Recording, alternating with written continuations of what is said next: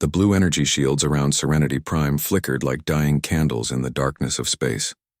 Commander Vexistar watched from his flagship's bridge as another wave of plasma cannons tore through the planet's defenses. The crystalline spikes covering his exoskeleton clicked together with satisfaction. Soon, the sixth world of the Zephyrian Confederation would fall, just like the others. Shield generators at 20%. Commander, reported his weapons officer, a younger Korthek whose spikes still gleamed with the bright silver of youth. Shall we begin the ground assault? Vextar's compound eyes reflected the orange glow of the burning planet below. Not yet. Let them suffer. Let them know their peaceful ways mean nothing against true strength. The Korthek Empire had spent 3 years conquering Zephyrian space. It had been almost too easy. The tall, blue-skinned aliens were advanced in many ways. Their cities floated on anti-gravity platforms.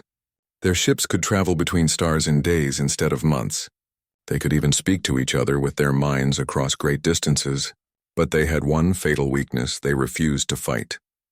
The First World Harmony Station had surrendered without firing a single shot. The Zephyrians had simply broadcast a message saying they chose peace over violence. The Second World had tried to negotiate. The Third had offered tribute. The Fourth and Fifth Worlds had attempted to hide behind their energy shields, believing their technology would protect them. All had fallen to Korthak might. Vextar remembered the early battles, if they could even be called battles. Zephyrian ships would approach with their weapons powered down, broadcasting messages of peace and understanding.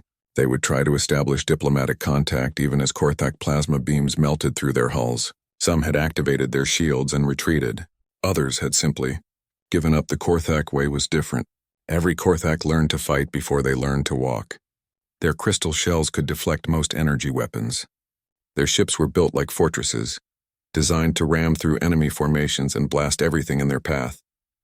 They took what they wanted because they were strong enough to take it. Commander, we're receiving another transmission from the surface, the communications officer announced. Put it through. I want to hear them beg. The view screen filled with the image of a Zephyrian leader. Like all of his kind, he was tall and thin, with skin that seemed to glow with inner light. His large, dark eyes held no anger, only sadness. I am Governor Talrin of Serenity Prime, the alien said in the musical language of his people. Our shields will fail within the hour. I ask only that you allow our children to evacuate to the inner systems. Vextar laughed, a sound like breaking glass. Your children will serve the Empire just as you will. There is no evacuation. There is only surrender. The governor's shoulders sagged. Then we have failed our people. High Counselor Mirael was right. We should have fought from the beginning. Fighting would only have made your deaths quicker, Vextar replied. At least this way some of you will live to serve. The transmission ended. Below, the blue shields continued to flicker and fade. Korthak dropships waited in the fleet's hangar bays, loaded with troops and mining equipment. Once the planet fell, they would strip it of the rare crystals that powered Zephyrian technology. The crystals would make the Empire even stronger. Hours passed. The shields finally collapsed with a flash of dying light. The planet lay defenseless below them, its floating cities dark against the blue-green oceans. Begin the invasion, Vextar commanded. But even as his ships moved toward the planet, his thoughts were already on the final prize. Zephyria Prime, the homeworld, still remained. Intelligence reports said the last of their fleet was gathered there, along with their ruling council. High Counselor Mirael, the one who had tried to unite the other worlds in resistance before giving up like all the rest. The conquest of Serenity Prime took less than 6 hours. The Zephyrians offered no resistance beyond locking themselves in their buildings and broadcasting messages about the sanctity of life. Korthak troops simply blasted through the walls and began rounding up prisoners. Vextar stood on the bridge of his flagship as reports came in from the surface. Millions of Zephyrians captured, mining operations already beginning. Another world added to the Empire. Set course for Zephyria Prime, he ordered. Signal the warlord that we are ready for the final assault. The journey to the Zephyrian homeworld took 2 days. As they traveled through hyperspace, Vextar reviewed the intelligence files on their final target. Zephyria Prime was different from the other worlds. It was older, more heavily populated and better defended. But intelligence suggested that even their homeworld's defenses were designed for protection, not war. The Zephyrians, it seemed, had never truly learned to hate. When they dropped out of hyperspace at the edge of the Zephyrian system, Vextar was impressed despite himself. Zephyria Prime hung like a blue jewel in space, surrounded by orbital platforms and defended by the largest fleet the Zephyrians had ever assembled. At least 200 ships, some of them massive construction vessels that had been converted with shield generators and mining lasers. "They're trying to make a stand," observed his tactical officer. "Let them try," Vextar replied. "Fear will make them fight poorly." A transmission came from the planet. High Counselor Mirael appeared on the screen, her blue skin pale with exhaustion. She looked older than in the intelligence photos, worn down by the loss of 6 worlds and billions of her people. "Commander Vextar of the Korthak Empire," she said formally, "I speak for the last free world of the Zephyrian Confederation." "You speak for the last world that will fall to the Empire," Vextar corrected. "Surrender now, and your people will be treated as well as the others." Mirael's eyes flashed with something that might have been anger. "We have seen how you treat our people. Mining camps and slavery are not mercy. They are alive," Vextar said simply. "That is more mercy than most enemies of the Empire receive." The High Counselor was quiet for a long moment. When she spoke again, her voice carried across space with a strange mixture of sadness and hope. "We cannot defeat you with weapons. We know this. But we will not surrender our homeworld without trying everything in our power to save our people. Then you will die with honor, if not with sense," Vextar replied. But as the transmission ended, he noticed something odd. High Counselor Mirael had not looked afraid. Sad, yes. Tired, certainly. But not afraid. There was something else in her expression. Something that looked almost like hope. The Korthak fleet moved into attack position. 200 of the Empire's finest warships against a collection of converted civilian vessels and outdated defense platforms. It would be over quickly. But as Vextar prepared to give the order to attack, his communications officer looked up with confusion. "Commander, we're receiving a transmission." "It's not from the Zephyrians." "From where, then?" "Unknown, sir. The signal is coming from outside the system. The encryption is primitive, almost like it's from a species that just learned to use hyperspace communications." Vextar's spikes rattled with annoyance. "Put it through." The voice that came through the speakers was unlike anything he had ever heard. It spoke in broken galactic standard, with an accent that seemed to turn every word into a challenge. "This is Captain Sarah Chen of the Earth vessel Defiance. We received your distress call, Zephyria Prime. Help is coming. Hold your position." Silence filled the bridge. Vextar stared at the communication station as if it had just spoken gibberish. "Earth?"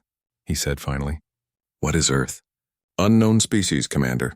No record in any Imperial database. Trace the signal. Signal originates from Sector 7G, the Rim territories. It's from uncharted space, sir." Vextar laughed again, the sound echoing through the bridge. "Some primitive species thinks they can interfere with the Korthak Empire. Send them our standard response," but even as he gave the order, something nagged at him. High Counselor Mirael's expression of hope suddenly made more sense. She had sent out a distress call, and somehow someone had answered. The question was, who were these humans, and were they really foolish enough to challenge the might of the Korthak Empire? 3 days had passed since the strange transmission from Earth, and Warlord Kruthak still could not shake his irritation. He stood in the command center of his massive dreadnought, watching his fleet prepare for the final assault on Zephyria Prime. 200 ships surrounded the planet like hungry predators, their weapons charged and ready. But the mysterious message from the unknown humans had disturbed his perfect victory. "Report," he commanded his intelligence officer, a scarred veteran whose crystal shell bore the marks of a dozen campaigns. "No records of any species called humans in the Imperial database, Warlord.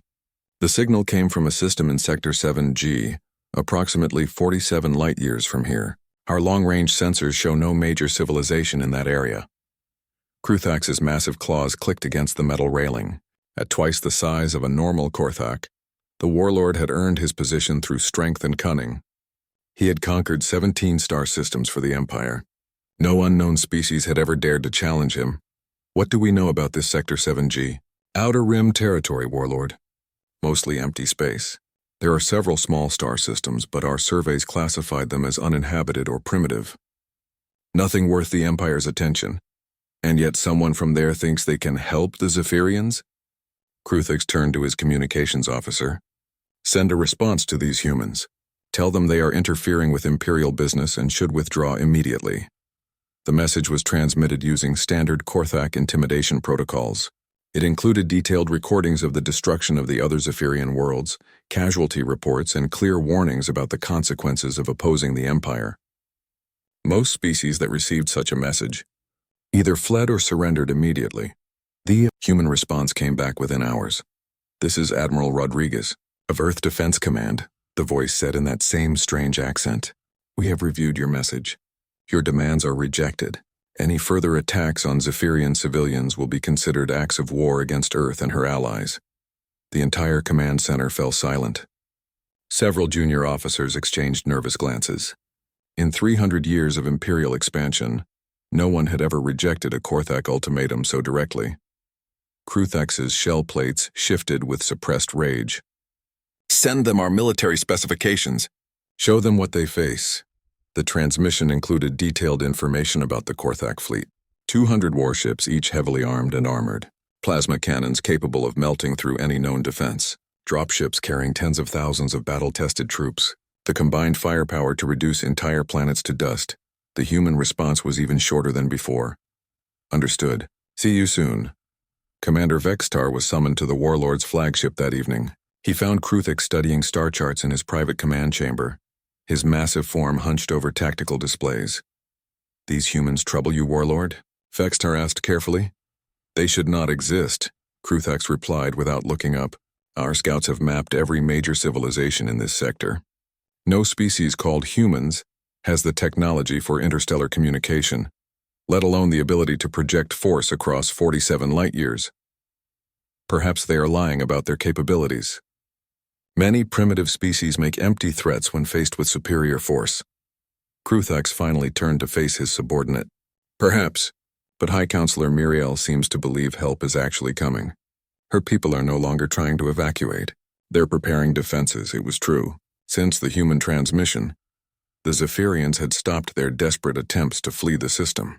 Instead, they were positioning their converted civilian ships in defensive formations and strengthening their orbital platforms. They were acting like a people who believed they had a chance. Your orders, Warlord? Send the Piercing Fang to investigate this Earth." Kruthak decided. "Captain Zekorth can handle one primitive world. Once these humans are eliminated, we'll proceed with the conquest of Zephyria Prime." The Piercing Fang was a fast attack cruiser, designed for reconnaissance and quick strikes. Captain Zekorth was young but ambitious, eager to prove himself worthy of promotion. The mission seemed perfect for him, a simple demonstration of Imperial power against an unknown threat. As the ship prepared to depart, Vextar found himself studying the human transmissions again. There was something about the way they spoke that bothered him. Not fear, not anger, not even the desperate bravado of a doomed species. Just certainty. The Piercing Fang left for Earth the next morning. On Zephyria Prime, High Counselor Mirael stood in the council chambers, addressing the surviving leaders of her people. The Great Hall was half empty now. Too many voices had been silenced by the Korthak advance. "The humans have acknowledged our call for help," she announced. "We do not know who they are or what they are capable of, but they have given us something we lost long ago. Hope." "Hope is not a strategy," replied Counselor Dexvan, an elderly Zephyrian whose telepathic abilities had weakened with age. "We have seen what the Korthak do to worlds that resist. Perhaps it would be better to surrender now and save what lives we can. And condemn our children to slavery?" Mirael's mental voice carried undertones of steel that surprised even her. "No, we have tried peace. We have tried negotiation. We have tried hiding behind our technology. None of it worked because we forgot something fundamental about survival." "What is that?" "Sometimes, to preserve life, you must be willing to fight for it." The words sent ripples of unease through the council. The Zephyrians had built their entire civilization on the principle of nonviolence. They had eliminated war from their worlds generations ago. Violence was considered a primitive response to complex problems. But as they watched the Korthak fleet in orbit above them, many began to wonder if their ancestors had been wrong.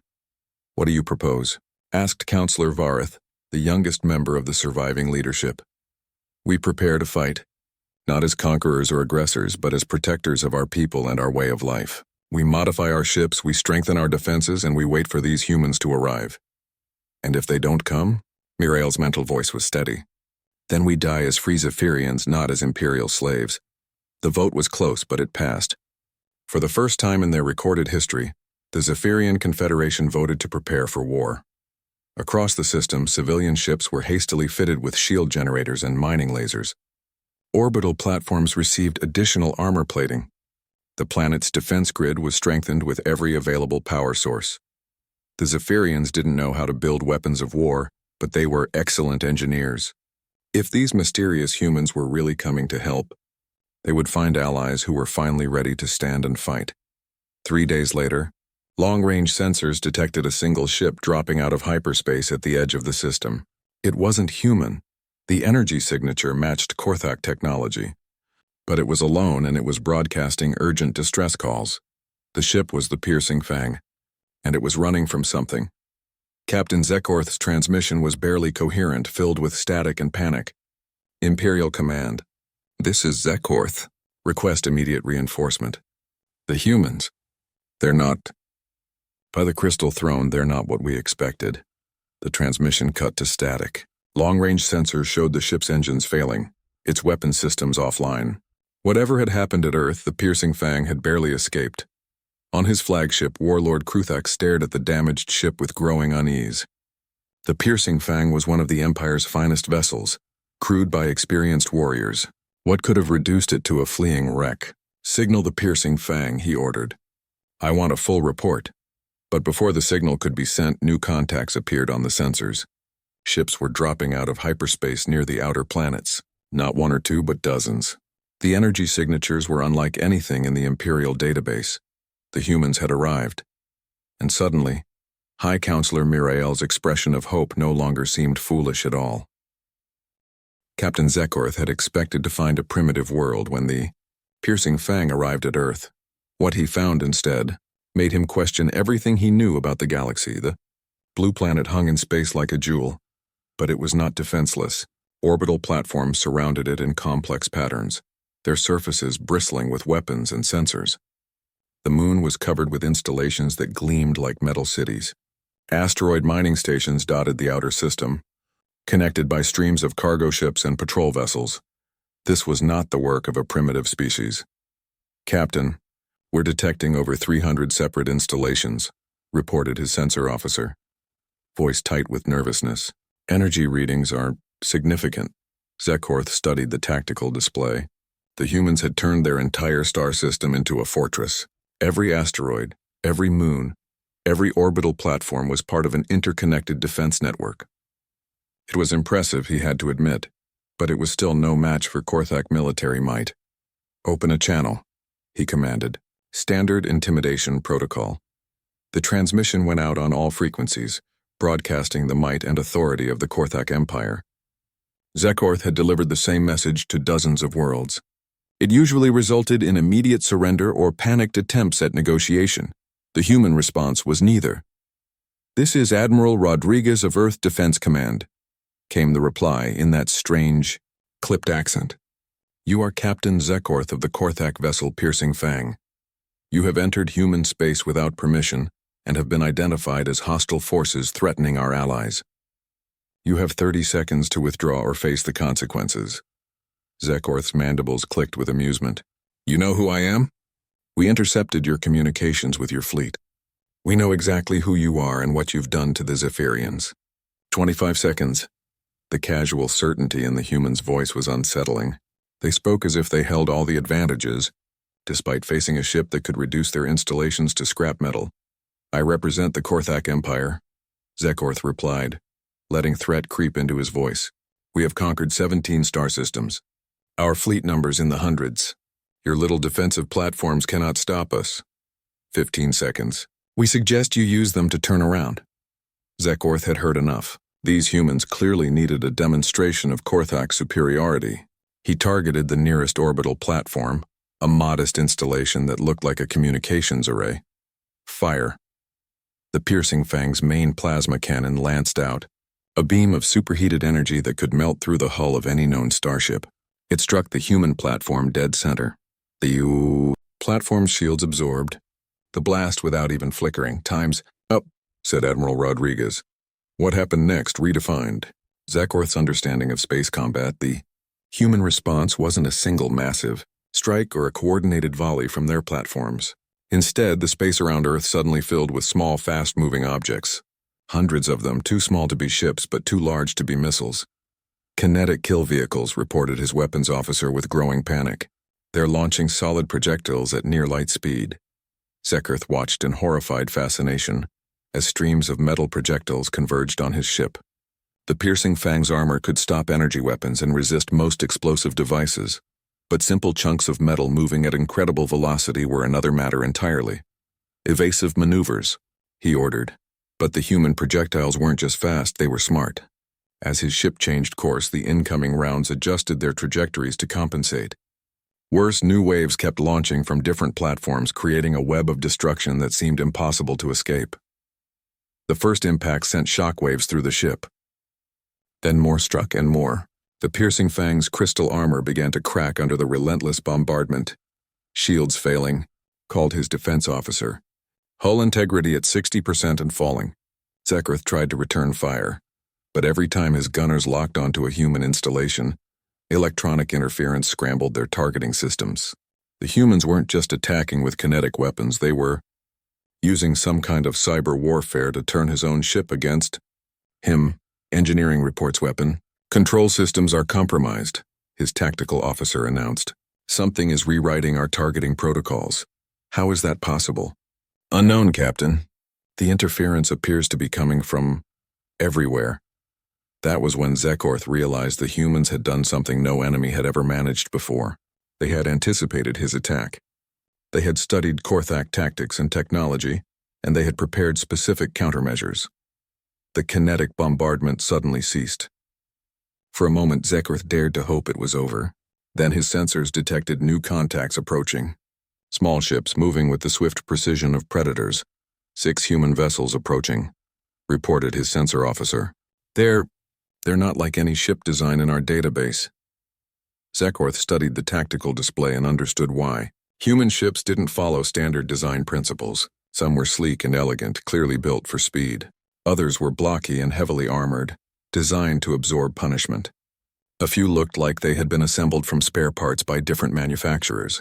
It should have made them weak, this lack of standardization. Instead, it made them unpredictable. The human ships attacked in ways that defied Korthak military doctrine. Instead of forming orderly battle lines, they scattered and attacked from multiple angles. Instead of targeting his weapons or engines in logical priority, they seemed to be aiming for systems he hadn't even known were vulnerable. One human ship, a sleek vessel that moved like liquid mercury, disabled his communication array with a precise energy burst. Another, heavily armored and bristling with weapons, began systematically destroying his point defense guns. A third ship, smaller than the others, somehow got close enough to attach something to his hull. What was that? Zekorth demanded. Unknown device attached to Section 7, replied his damage control officer. It appears to be, Captain, it's cutting through our hull. Boarding pods. The humans were trying to board his ship.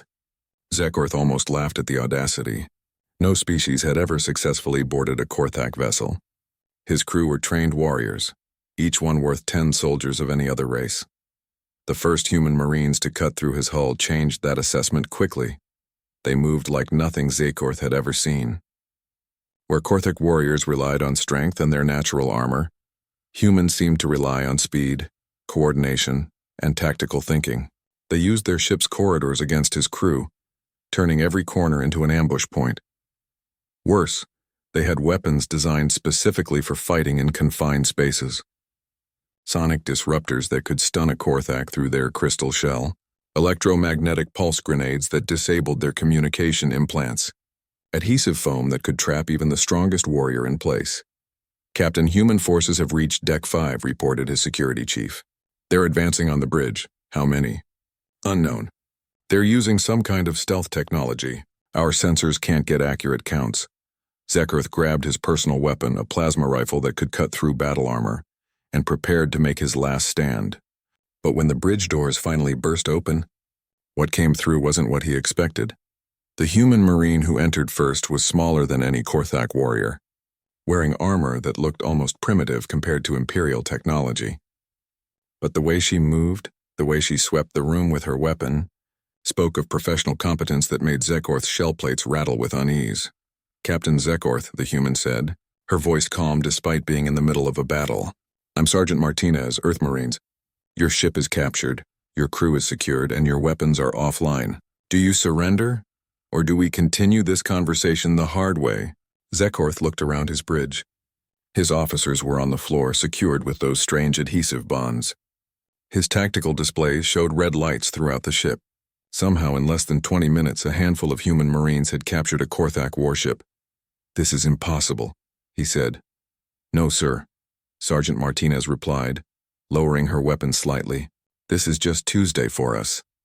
That was when Zekorth realized he needed to send a warning to the fleet. These humans weren't primitive. They weren't even just advanced. They were something the Korthak Empire had never encountered before, a species that had learned to fight not just for conquest, but for survival, and they were very, very good at it. "I need to contact my fleet," he said. "Already done," the sergeant replied. "Your last transmission went out about 10 minutes ago. Hope your commander got the message." Zekorth's compound eyes widened. "What message?" "The one where you told him these humans fight like they're defending their young, and that the Korthak Empire should probably find somewhere else to be." As the piercing fang was secured and its crew processed, Zekorth wondered if his warning had been clear enough. Somehow he doubted it.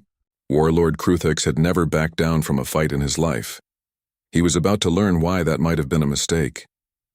Warlord Kruthex stared at the intercepted transmission from Captain Zekorth, his massive claws digging furrows in the metal console. The message had been garbled, full of static and panic, but the words that came through clearly chilled him to his crystalline core. "These humans, they don't fight to win territory or resources. They fight like they're defending their young." The piercing fang had gone silent after that. Long-range sensors showed the ship drifting powerless at the edge of the Earth system, its energy signature barely detectable. A Korthak warship reduced to a derelict hulk by an unknown species. "Warlord," his tactical officer called out urgently. "New contacts dropping out of hyperspace, multiple signatures approaching from the outer system." Kruthex turned to the main display. 12 ships appeared on the sensors, their energy patterns unlike anything in the Imperial database. They were smaller than Korthak vessels, but something about their formation made his experienced warrior's instincts send warnings through his nervous system. 12 ships, he said slowly. "They sent 12 ships against 200. Perhaps they don't understand our numbers, Warlord. Or perhaps they don't care." The human fleet approached with deliberate purpose, not rushing to attack but not showing any hesitation either. As they drew closer, Kruthex could see them more clearly on his tactical displays. Each ship was different from the others, as if they had been built by separate worlds with their own design philosophies. The lead vessel was larger than the others, angular and aggressive-looking, with weapons ports that seemed to cover every surface. Behind it came a mix of sleek interceptors, heavily armored cruisers, and what looked like converted civilian ships bristling with improvised weapon systems. "They look like a merchant convoy that learned to fight," observed Commander Vextar, who had been summoned to the flagship's bridge. "No," Kruthex replied, studying the formation more carefully. "They look like a species that has been fighting for a very long time." A transmission came from the lead human ship. "This is Captain Sarah Chen of the Earth vessel Defiance. I'm broadcasting on all frequencies so everyone can hear this clearly." The woman's voice carried across space with absolute confidence. Not the desperate bravado of a doomed species, but the calm certainty of someone who knew exactly what they were doing. "To the Korthak fleet, you have committed acts of genocide against civilian populations. You have enslaved entire worlds. You have shown no mercy to those who surrendered peacefully. This ends today." Kruthex activated his own transmitter. "I am Warlord Kruthex of the Korthak Empire. You are outnumbered 20-1. Withdraw now, and we will allow your ships to leave intact." "Negative, Warlord. We've seen your military records. We know what you do to civilian populations. You have one chance to withdraw your forces from Zephyrian space. After that, we start shooting." The audacity was breathtaking. 12 ships against 200, and they were making demands. "You cannot be serious," Kruthex replied. "Deadly serious. Ask Captain Zekorth if you don't believe me." Kruthex's rage finally boiled over. He had conquered 17 star systems. He had never retreated from battle. He would not be intimidated by 12 alien ships, no matter how they had surprised the piercing fang. All ships, he broadcast to his fleet. Destroy the human vessels. Show them the price of challenging the Empire. The Korthak fleet moved forward in perfect formation, 200 warships advancing like an unstoppable wall of destruction, their plasma cannons charged, their armor gleaming in the light of the system's star. The human response shattered every assumption about space combat that Kruthix had ever held. Instead of forming a battle line or attempting to retreat, the 12 human ships simply scattered. No formation, no coordination that he could detect. They spread out across three-dimensional space like seeds thrown into the wind. What are they doing? Vextar asked. I don't know, Kruthix admitted. All ships target the nearest human vessel. Concentrate fire. But as soon as his ships began to focus their fire, the humans demonstrated why they had scattered. Each ship became the center of its own personal battle, using the debris field from the destroyed Zephyrian vessels as cover, employing tactics that seemed to turn every disadvantage into an opportunity. The human ship Defiance, under attack by 20 Korthak vessels, didn't try to outfight them all at once. Instead, it used the bulk of destroyed Zephyrian platforms to break line of sight, appearing from behind cover to strike at one or two ships before disappearing again. Another human vessel, a heavily armored cruiser called Indomitable, did something no sane ship captain would attempt. It flew directly into the middle of a Korthak formation and started firing in all directions, relying on its armor to absorb return fire while its weapons systematically disabled enemy ships. A third ship, smaller and faster than the others, seemed to be everywhere at once. Kruthix watched in growing amazement as the vessel called Quicksilver darted between Korthak ships, too fast to target effectively, dropping what looked like small packages onto their hulls. What are those devices? He demanded. His answer came when the packages exploded, not with the massive force of conventional weapons, but with precise targeted bursts that seemed designed to disable specific ship systems. Engines failed, weapon arrays went offline, communication systems died. They're targeting our infrastructure, Vextar reported with growing alarm. Not trying to destroy our ships, but to disable them. That was when Kruthix realized the humans weren't just fighting differently. They were fighting smart. While Korthak doctrine focused on overwhelming firepower and brutal efficiency, the humans seemed to understand that a disabled enemy ship was just as useless as a destroyed one, but required less energy and resources to achieve. Adjust tactics, he ordered. Form defensive clusters. Protect the damaged vessels. But the humans adapted faster than he could issue orders. As soon as the Korthak fleet began to cluster defensively, the human ships changed their approach. Instead of hit-and-run attacks, they began coordinated strikes that seemed to anticipate every Korthak move. The ship called Retribution demonstrated this by leading 3 Korthak heavy cruisers into a carefully prepared trap.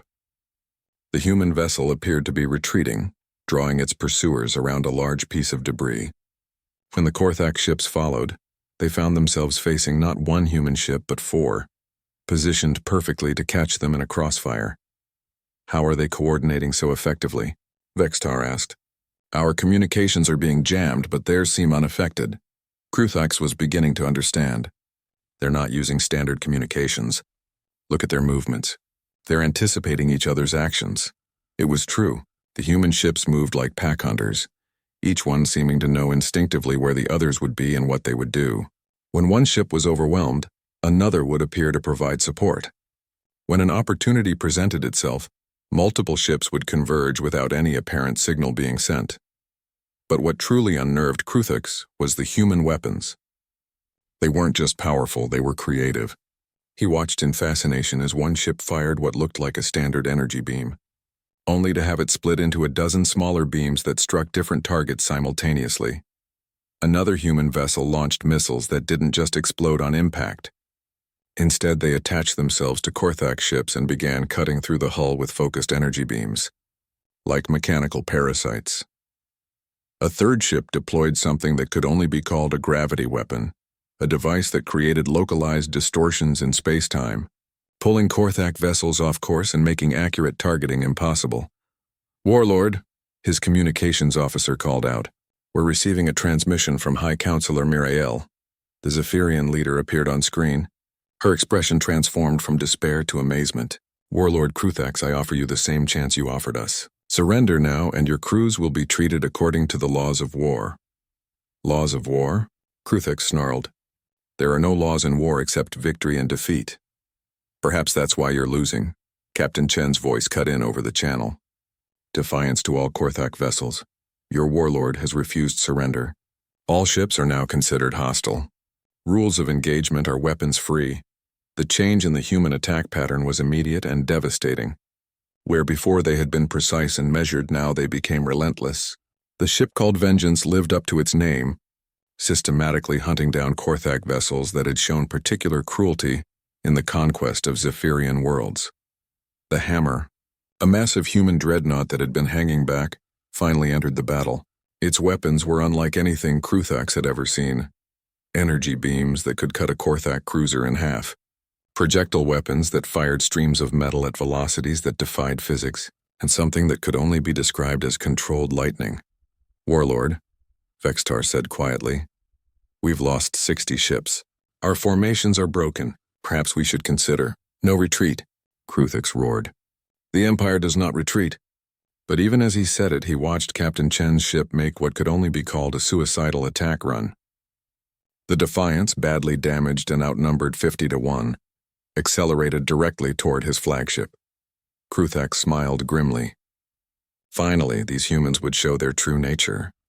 The Battle of Zephyria Prime ended not with the destruction of the Korthak fleet, but with its surrender. Warlord Kruthax found himself sitting in his own command chair, hands secured with human restraints, watching his empire's greatest fleet submit to 12 alien vessels. Captain Sarah Chen stood before him, her combat armor scarred but her bearing confident. Behind her, human marines efficiently secured the bridge while Korthak crew members sat in stunned silence. Warlord Kruthax, Chen said formally, I am Captain Sarah Chen of the Earth Defense Force.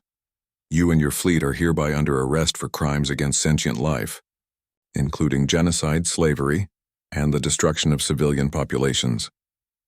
Kruthax stared at her with something approaching respect. Your species fights like none I have ever encountered. What are you? We're humans, Chen replied simply, and you made the mistake of threatening innocence in our presence. Through the viewscreen, Kruthax could see the aftermath of the battle. Of his 200 ships, more than half were disabled or destroyed. The survivors hung powerless in space, their crews rescued by human vessels that had appeared as if from nowhere. The human fleet, meanwhile, showed damage but remained operational. How? He asked. 12 ships against 200. It should have been impossible. Chen considered the question seriously. You want to know why you lost? It's because you've never had to learn how to really fight. The Korthak Empire has conquered 17 star systems. You've conquered 17 systems full of people who chose not to fight back, Chen interrupted. The Zephyrians, the Altarians, the vegan colonies, they were all peaceful species who surrendered rather than see their people die. You never faced an enemy that fought back with everything they had. Kruthax's compound eyes narrowed. And humans do? Humans have been fighting each other for 5,000 years, Chen said matter-of-factly. Every weapon we used against you, every tactic, every strategy, we developed it fighting other humans on a planet that tried to kill us every single day. We didn't become warriors by choice. We became warriors because it was that or extinction. She gestured toward the tactical display, which showed the positions of both fleets. You fight to conquer. We fight to survive. That's why you lost. On the bridge of the Zephyrian command ship, High Counselor Mirael watched the human vessels with a mixture of awe and confusion. The beings who had saved her people were unlike anything she had imagined when she sent out that desperate call for help. A transmission came from Captain Chen. High Counselor, this is Captain Chen. We have secured the Korthak fleet. Are your people safe? Yes, Captain Chen, thanks to you and your people, we are safe. Miriel paused, searching for words. I must ask, who are you? How did you know to come? We received your distress call 3 days ago. As for who we are, perhaps that's a conversation better had in person. Would you be willing to meet aboard one of our ships? An hour later, Miriel found herself in the conference room of the human vessel Defiance. The room was smaller than she had expected, functional rather than elegant. Captain Chen sat across from her, still wearing her combat armor, with several other human officers present. I owe you an explanation, Chen began. Humanity has been monitoring galactic communications for the past 10 years. We've been studying the various species in this region of space. Studying us? Muriel asked. Learning about you, your cultures, your technologies, your conflicts. We've watched the Korthak Empire expand, and we've seen what they do to peaceful worlds. Chen's expression hardened. We've been preparing for this day ever since we learned about them. You've been preparing to fight the Korthak Empire for 10 years? We've been preparing to fight anyone who threatens innocent people, Chen corrected. The Korthak just happened to be the first to cross that line in our presence. Muriel studied the human captain carefully. Your people are warriors, then? Some of us. But most of us are just people who want to live in peace. The difference is that we're willing to fight when peace isn't an option.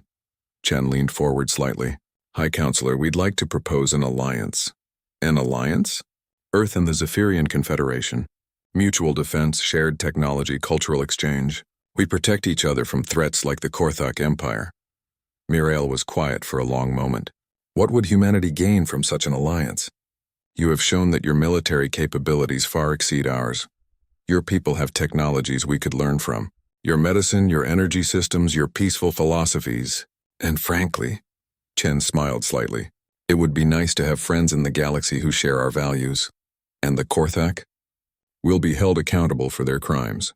Their fleet will be interned, their crews will face trial, and their empire will be dismantled. But any Korthak who chooses to live peacefully will be free to do so. That surprised Muriel. You would show mercy to those who showed none? We're not them, Chen said simply.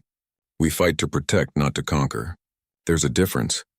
In the detention area of the Defiance, Warlord Kruthek sat in a cell designed for beings much smaller than himself. Despite the cramped conditions, he had been provided with food, water, and medical attention for his injuries. It was more consideration than he had ever shown to prisoners of war. A human Marine, the same Sergeant Martinez who had captured Captain Zekorth, stood guard outside his cell. She had removed her helmet, revealing a young face marked by old scars. Sergeant, Kruthex called out, a question if I may. Go ahead. Your people treat prisoners well. Why? Martinez considered the question. Because that's who we are. We fight hard, but we don't fight dirty. There's a difference between being a warrior and being a monster. Many of your species have died fighting mine. Do you not hate us? I hate what you've done, Martinez replied honestly. But hating you personally? That would just make me like you, and I'm better than that. Kruthax was quiet for a long time. What will happen to my people? That depends on them. The ones who want to keep fighting will stay locked up. The ones who want to live peacefully will be given that chance. The ones who want to help rebuild what they destroyed. Martinez shrugged. We'll see. And if the Empire sends more fleets, then we'll deal with those too. Martinez's expression was calm but determined. Word is already spreading through the galaxy about what happened here. I don't think your Empire is going to be eager to face human ships again anytime soon. She was right.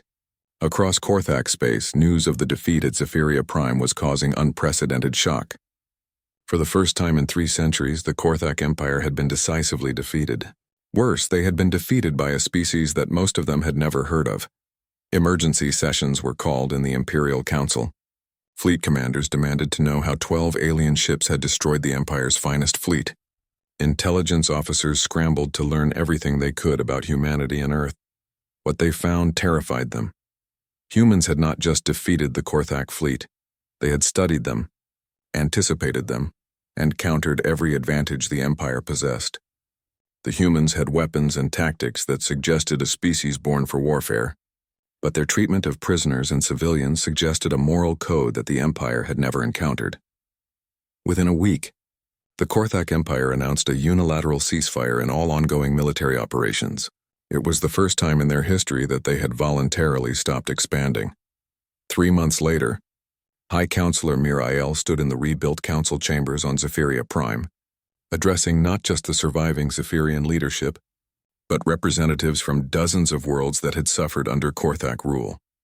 Today marks the formal establishment of the Galactic Defense Alliance, she announced, a coalition of free worlds dedicated to protecting innocent life throughout the galaxy.